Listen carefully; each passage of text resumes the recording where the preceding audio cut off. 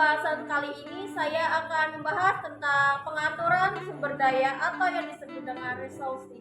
Setelah struktur organisasi dirancang dan tugas-tugas ditetapkan untuk bagaimana unit-unit organisasi, selanjutnya manajer harus menyediakan sumber daya yang dibutuhkan untuk masing-masing unit untuk mencapai tujuan organisasi.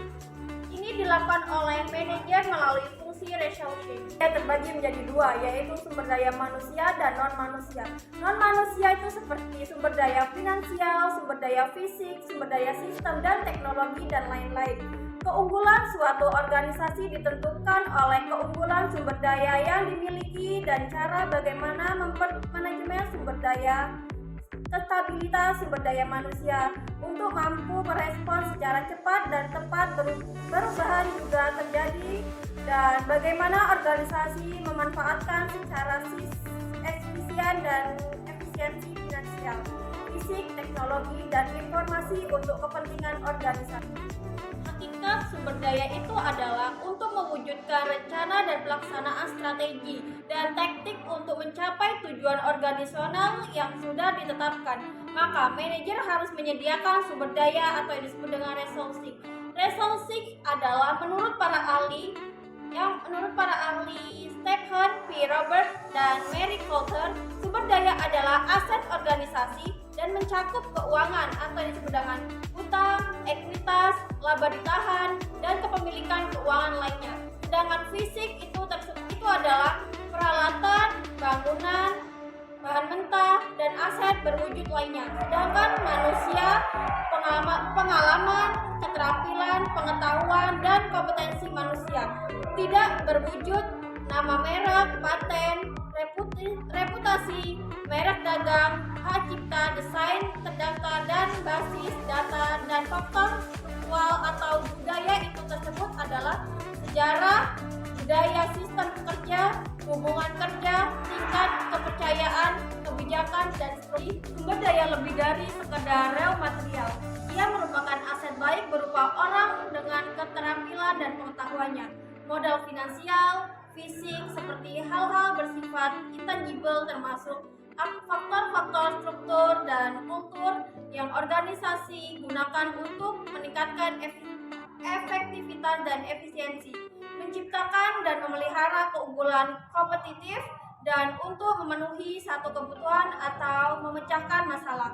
Secara mendasar, sumber daya kritis apapun bentuknya membuatnya mudah bagi manajer dan karyawan untuk melaksanakan proses kerja yang berkonsentrasi kepada standar-standar dan mempengaruhi pencapaian tujuan tersebut.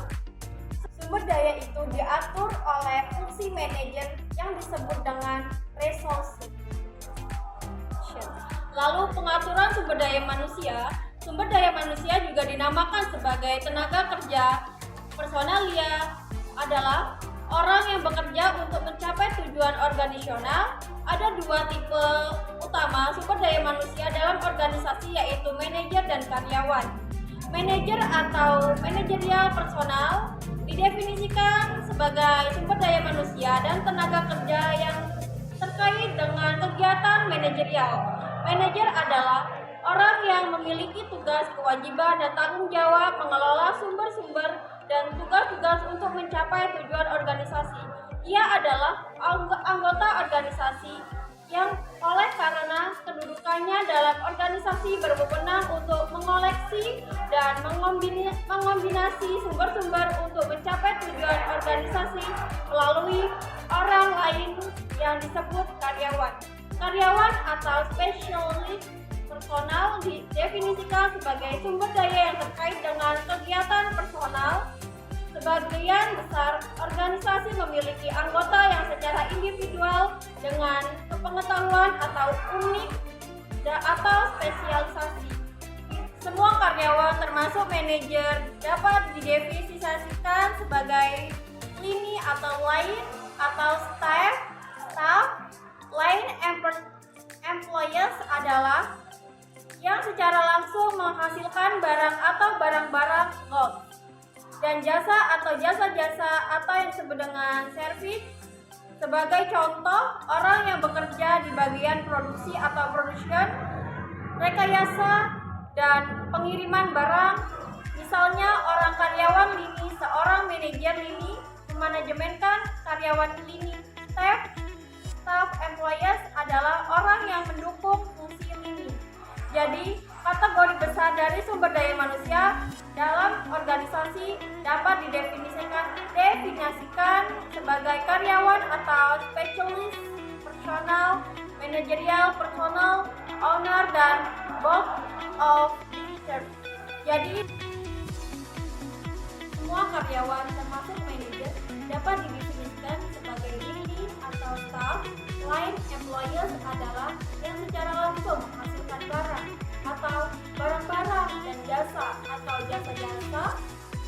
Sebagai contoh, orang yang bekerja di bagian produksi, rekayasa, dan mengirimkan barang misalnya adalah karyawan lini, seorang manajer lini memanajemenkan karyawan lini. Staff employees adalah orang-orang yang mendukung fungsi lini. Jadi, kategori besar dari sumber daya manusia adalah dalam organisasi dapat didefinisikan sebagai karyawan atau spesialis, personal, manajerial, personal, dan owner. Pengaturan sumber daya manusia atau human resources ke dalam setiap unit organisasi untuk mengerjakan pekerjaan yang telah ditetapkan disebut sebagai staffing. Staffing adalah proses rekrutmen atau disebut dengan rekrutmen, seleksi atau disebut dengan selection, dan penempatan atau disebut dengan placement atau pekerjaan employment karyawan yang berdampak positif bagi efektivitas dan efisiensi pencapaian tujuan organisasi. Selanjutnya adalah staffing. Menurut para ahli Helgrianto dan Stockholm, staffing adalah proses di mana organisasi memenuhi kebutuhan sumber daya manusianya dengan meramaikan kebutuhan masa depan, merekrut dan memilih kandidat, serta mengorientasikan karyawan baru. Nah, dari implikasi dan definisi ini ialah bahwa dimensi inti dari staffing adalah rekrutmen, seleksi dan penempatan atau pekerjaan. Staffing merupakan fungsi manajemen melalui mana organisasi memenuhi kebutuhan SDM-nya. Melaksanakan fungsi staffing berarti melakukan kegiatan untuk mendapatkan rekrutmen, penyeleksi, dan menempatkan orang-orang yang tepat untuk setiap jenis jabatan atau pekerjaan tertentu yang bersifat manajerial atau orang yang menduduki posisi kunci maupun yang bersifat bukan manajerial dalam organisasi. Fokus utama staffing ialah on hiring people for vacuum option. Tujuan dari staffing ini ialah mendapatkan orang yang terbaik untuk organisasi dan mengembangkan keterampilan dan kemampuan untuk orang-orang tersebut. Lalu selanjutnya ada rekrutmen, seleksi, dan placement, juga disebut employment, merupakan komponen utama atau sebagai tiga inti dari kegiatan staffing. Kegiatan staffing ini dilakukan organisasi untuk memenuhi kualitas dan kuantitas SDM yang mewujudkan organisasi efektif dan efisien. Lebih dari situ, staffing adalah satu proses yang menempatkan dan mengatur arus dari orang ke dalam organisasi, di dalam organisasi, dan di luar organisasi. Staffing sangat penting dalam pengaturan sumber daya manusia dalam suatu organisasi. Proses staffing yang baik membantu memastikan bahwa organisasi memiliki orang-orang yang tepat dengan keterampilan dan kemampuan yang sesuai. Di tempat yang sesuai pula, ini tidak hanya meningkatkan kinerja dan produktivitas, tapi juga meminimalkan resiko kesalahan dalam pengelolaan sumber daya manusia. Dengan memiliki tim yang terampil dan fokus, organisasi dapat lebih efisien sampai dengan tujuannya. Di pihak lain itu adalah Contis Belichick itu menempatkan staffing sebagai salah satu fungsi manajemen yang berdiri sendiri yang setara dengan fungsi-fungsi manajemen. Mereka mengemukakan 4 alasan kenapa staffing itu menjadi salah satu fungsi manajemen yang berdiri sendiri. Mereka mengemukakan ada 4 alasan, yaitu salah satunya adalah keunikan fungsi staffing. Staffing melibatkan proses perekrutan, pemilihan, dan penempatan karyawan, memiliki peran khusus dalam memastikan organisasi memiliki tenaga kerja yang sesuai dengan kebutuhan dan tujuan strategisnya. Lalu yang kedua adalah pentingnya sumber daya manusia. Staffing menekankan pentingnya sumber daya manusia sebagai aset utama dalam mencapai keunggulan yang kompetitif. Fokus pada perekrutan dan pengembangan karyawan mendukung pencapaian tujuan jangka panjang. Lalu yang ketiga adalah interaksi dengan fungsi-fungsi lain. Seperti staffing memiliki hubungan erat dengan fungsi-fungsi manajemen lainnya, seperti perencanaan, pengorganisasian, dan pengendalian. Koordinasi yang baik antar fungsi menjadi kunci untuk kesuksesan organisasi. Lalu yang keempat adalah kontinuitas dan perubahan organisasi. Staffing tidak hanya terkait dengan pemenuhan kebutuhan saat ini, tetapi dia juga dengan persiapan dan perubahan untuk masa depan dalam organisasi. Hal ini mencakup identifikasi bakat dan pengembangan sumber daya manusia untuk dinamika perubahan. Baik, selanjutnya akan dijelaskan oleh rekan saya. Pembelajaran tentang kegiatan-kegiatan pendukung staffing adalah kegiatan-kegiatan yang membantu kelancaran proses staffing. Kegiatan-kegiatan ini tidak termasuk dalam kegiatan staffing inti, yaitu rekrutmen, seleksi, dan penempatan. Ada beberapa kegiatan staffing, yaitu ada perencanaan SDM. Perencanaan SDM adalah proses untuk memperkirakan kebutuhan SDM di masa depan. Kegiatan ini penting untuk memastikan bahwa perusahaan memiliki jumlah dan jenis SDM yang tepat untuk memenuhi kebutuhan bisnis. Yaitu ada analisis jabatan atau job analysis. Analisis jabatan adalah proses untuk mengumpulkan informasi tentang sebuah jabatan, termasuk tanggung jawab, tugas, persyaratan, dan kondisi kerja. Informasi ini digunakan untuk menyusun deskripsi jabatan dan spesifikasi jabatan. Penilaian kinerja. Penilaian kinerja adalah proses untuk menilai kinerja karyawan. Kegiatan ini penting untuk memberikan umpan balik bahwa kepada karyawan, memberikan penghargaan dan membanggakan karyawan. Lalu ada pengembangan karir. Pengembangan karir adalah proses untuk membantu karyawan mencapai tujuan karir mereka. Kegiatan ini dapat mencakup pelatihan, mentoring, dan promosi. Pemeliharaan SDM. Pemeliharaan SDM adalah proses untuk menjaga karyawan tetap kerja dan berusaha di perusahaan. Kegiatan ini dapat mencakup kompetensi, benefit, dan lingkungan kerja yang positif. Kegiatan-kegiatan pendukung staffing ini penting untuk memastikan bahwa proses staffing berjalan dengan efektif dan efisien. Kegiatan-kegiatan ini dapat membantu perusahaan untuk mendapat SDM yang tepat, mengembangkan karyawan dan mempertahankan karyawan yang berkualitas. Baiklah, sekian yang dapat saya jelaskan. Saya kembalikan kepada rekan saya. Kegiatan utama staffing. Staffing meliputi 3 tahap kegiatan, yaitu rekrutmen. Rekrutmen ini merupakan tanggung jawab dari Departemen Personalia, namun keputusan rekrutmen secara langsung melibatkan departemen lain yang membutuhkannya. Rekrutmen internal terdapat 3 manfaat kebijakan. Yang pertama, lebih mudah untuk merekrut atau mempromosikan tenaga kerja. Yang kedua, kebijakan promosi dari dalam dapat menumbuhkan kesetiaan, merangsang, mendorong, serta memotivasi para anggotanya. Yang ketiga, tenaga kerja yang berasal dari dalam lebih mudah untuk menyesuaikan diri dengan iklim kerja di lingkungan organisasi. Rekrutmen eksternal. Dalam proses eksternal terdapat perlu dipertimbangkan sifat pasar tenaga kerja, batas pasar tenaga kerja, keterampilan, daya tarik, dan wajah organisasi, serta dalam keadaan ekonomi pasar. Rekrutmen eksternal terbagi menjadi 2, yaitu rekrutmen massal dan rekrutmen khusus. Seleksi adalah pemilihan tenaga kerja dari sekelompok calon tenaga kerja atau pelamar potensial atau yang terbaik untuk suatu jabatan atau posisi tertentu. Proses seleksi pertama yaitu pemeriksaan lamaran, yang kedua ujian seleksi, yang ketiga wawancara, yang keempat pengecekan referensi dan latar belakang, yang kelima pemeriksaan kesehatan, dan yang keenam keputusan diterima atau ditolak.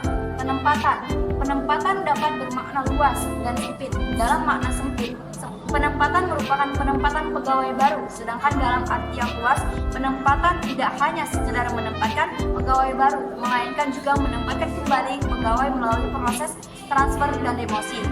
Promosi adalah pemindahan seseorang pegawai dari suatu jabatan tertentu ke jabatan yang lebih baik gaji, tanggung jawab maupun tingkatan organisasi.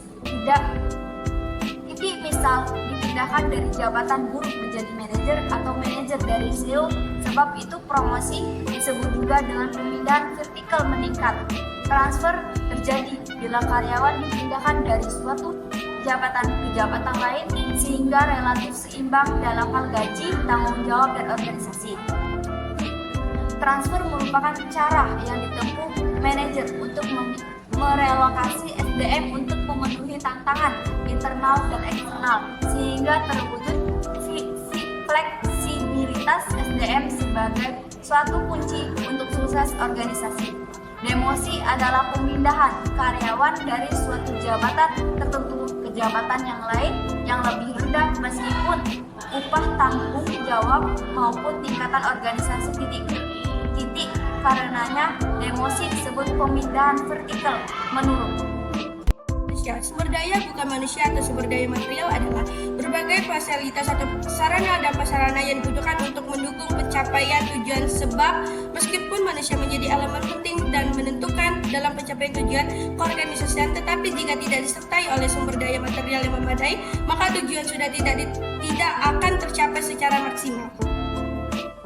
Sumber daya material penting dalam operasi jenis organisasi. Pertama, sumber daya finansial. Finansial ialah modal yang diperlukan untuk membiayai aktivitas. Tiga aktivitas manajemen penting yang dihubungkan oleh sumber finansial ialah 1.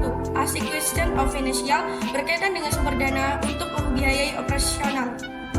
Allocation of financial berhubungan dengan proses pengalokasian sumber-sumber finansial untuk tiap aktivitas unit khusus.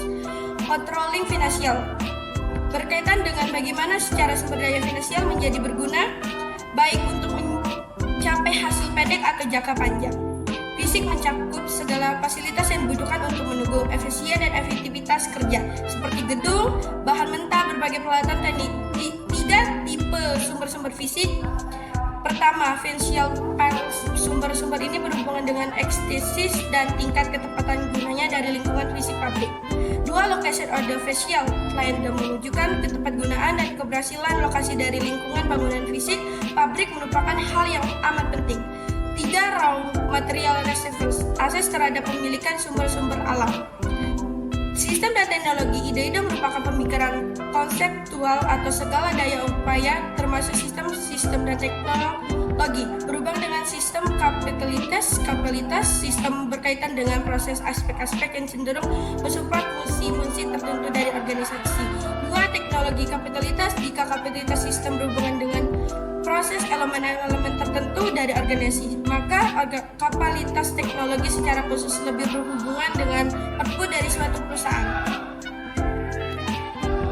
Tujuan sumber daya dalam manajemen adalah untuk memastikan pengguna yang efisien dan efektif dari semua aspek yang terkait dengan sumber daya perusahaan termasuk manusia, keuangan, fisik, dan informasi. Hal ini bertujuan untuk mencapai tujuan organisasi, meningkatkan produktivitas, meningkatkan kualitas.